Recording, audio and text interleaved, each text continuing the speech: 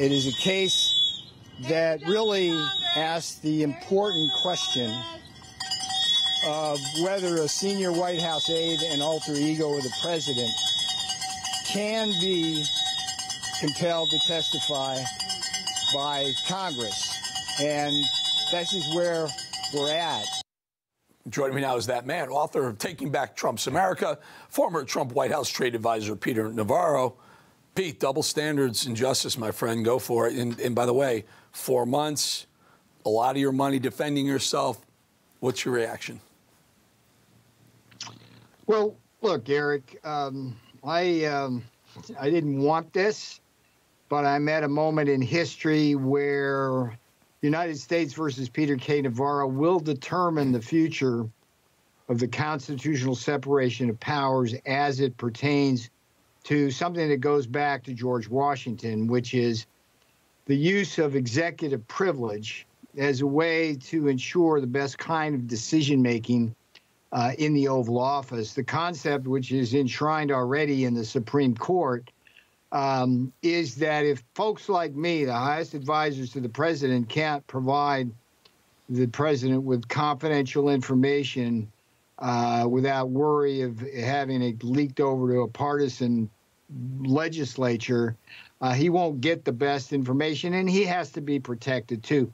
So I have said from the outset on this show that I fully expect this case to go to the Supreme Court. We appealed it within minutes of the prison sentence. The prison sentence was, not my judgment, quite harsh. At one point during the trial, the judge had said he firmly believed, and he believed everybody else did, that I believed that I was doing my duty. I was obeying the law when I did what I did. So it's hard to square that, but I could be in prison within less than 60 days. That's what the government, the Biden regime, the Merrick Garland Department of Justice wants. We'll see what the judge has to say about it.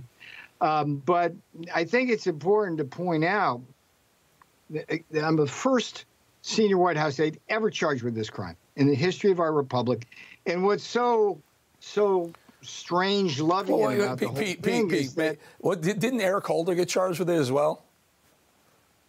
Eric Holder was not a senior advisor to the president, subject to the kind of executive privilege I am. And what's interesting about it, the Department of Justice policy, Eric, for more than 50 years across Democrat, Republican administrations, is absolute testimonial immunity for folks like me. Now, Holder didn't have the same kind of argument that I have, but he didn't get That's the point I was trying to make.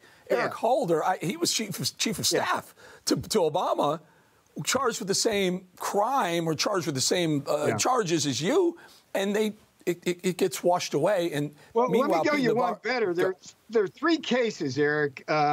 Richard Helms, the CIA, Kleindienst, and Manny Tejada, who was in the steroid scandal. They all lied to Congress and should have been charged with felonies with up to 5 years in prison or more.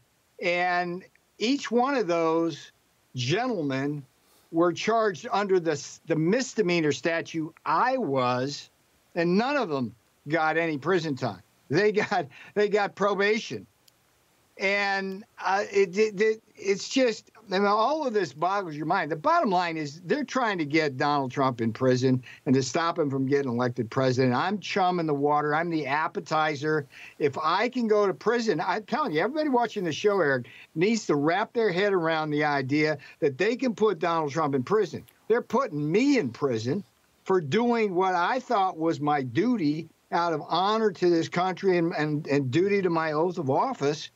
And here I am. So this is where we stand. And that's really important for people to focus on this. You need to understand, if they can come for a guy like me, I mean, that's the point. I told that's the judge, the point. I saved lives and created jobs. They can come for Navarro. They can come for Trump. They can come for Bannon. They can come for anyone they don't like or disagree with. Pete, I got to go. Pete Navarro, thank you for joining us. Brother.